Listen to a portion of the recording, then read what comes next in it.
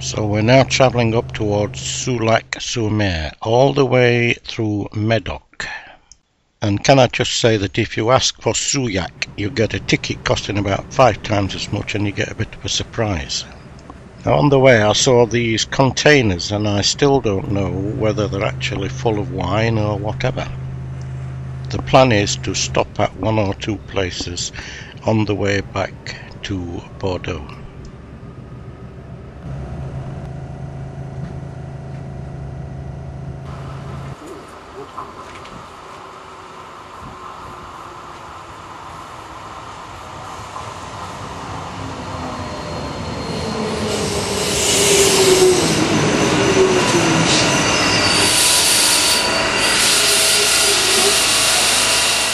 So here we are at Soulac-sur-mer, not Pauillac-sur-mer.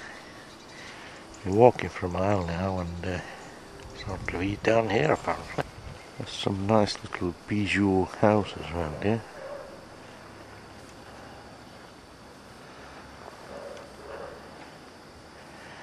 Now we've done another half a mile and we presumably go down there. Well, this looks distinctly promising for the town centre. Not where the sea is from here. There's the Marché Municipal, so it must be somewhere down the middle now. Well, the only one actually in this window is this one here, €323,000. Or you could have a chateau for $742,000. I don't know if that's the same or similar in this other shop here. 323,000.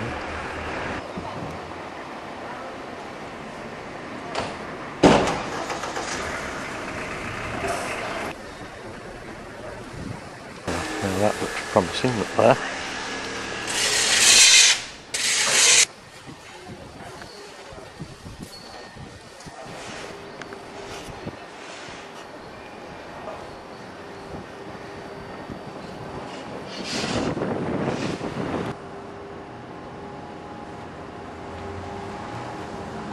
It's a bit misty down that way. Well, that's it then. That mist seems to be getting nearer. It's now 10 o'clock. The next train out of here is at 12 o'clock. Still fairly bright. The breeze is a bit nippy. Now let's go back down here and see if we can find somewhere to have a coffee. Well, coffee's been deferred for a few moments because we've found this church, Notre Dame de la Fin de Terre.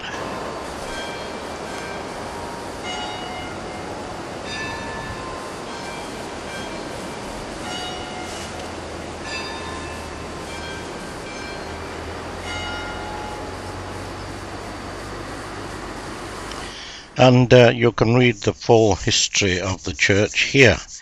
But basically it's a 12th century church that gradually became buried in the sand by the 17th century and was finally dug out in the late 19th century and restored. In the Middle Ages it was a stop on the route to Compostela, and was probably used by English pilgrims who landed at the end of the Medoc Peninsula, and also people from northern France who landed there as well. And in fact just to the left of this next picture here is a representation of St. James.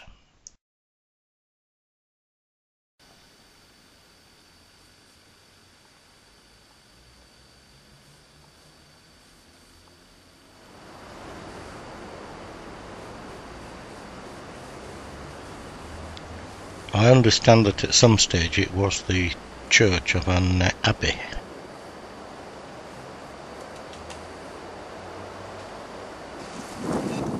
And apparently this north door used to open onto the cloisters here. Yes, that looks feasible. Right, so that was the church. Here is the War Memorial. Now only just over an hour before the train. How about that for an old tree?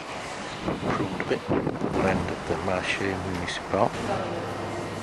I did manage to fit in a coffee there and then had a look around this market and then took the walk back to the station to make our way back towards Bordeaux. And on the way back we're going to stop off at Pauillac, home amongst others of Chateau Lafitte Rothschild, Chateau Latour and Chateau Mouton Rothschild. So we're now in Pauillac, which I think is in the Medoc. Well, the sun's a bit warmer now anyway, and the wind's dropped off. Not sure what this is yet, but it looks very impressive.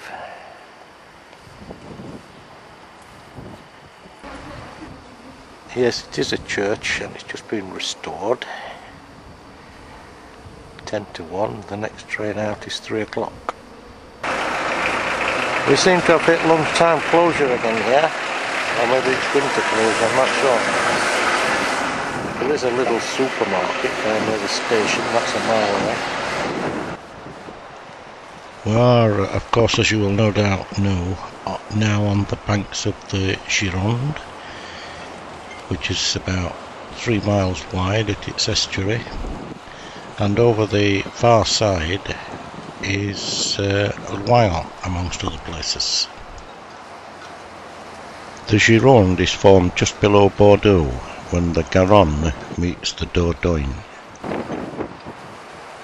Quite a lot of nice boats here, a lot of which seem to be green and have both windmills and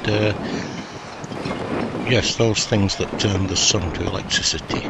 Now, I'm sorry about this, but one of our cameramen thought it would be a jolly wheeze to show me eating the rest of my sandwich to prove how cold and windy it was here.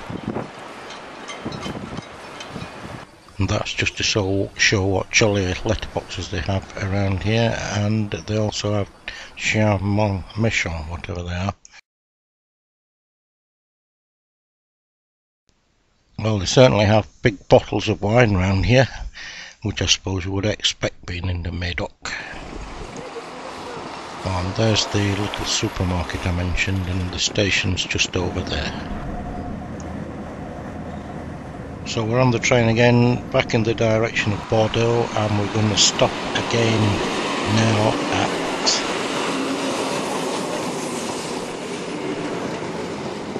Margaux. Well, this is Chateau Margaux. I don't know where Chateau Margaux is yet. There's some actual vines right up at the front doorstep. Well, I'm still looking for the centre of the village. Maybe that's over there.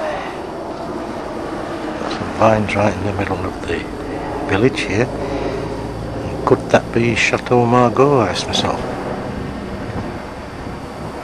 Maybe I'll ask those peasants over there. Well, this building isn't Chateau Margaux, it seems to be about 2 kilometres away. So I'll just have a look at the centre of the village, I think.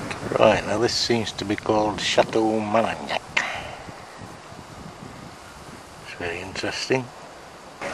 This seems to be more or less the centre of the village.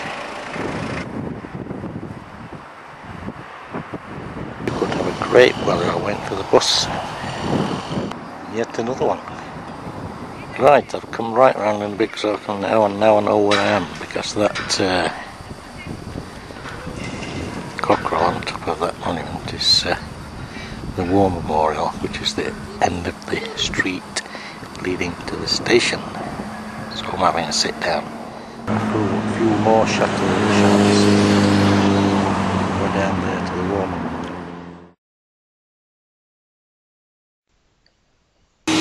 So we'll make our way now back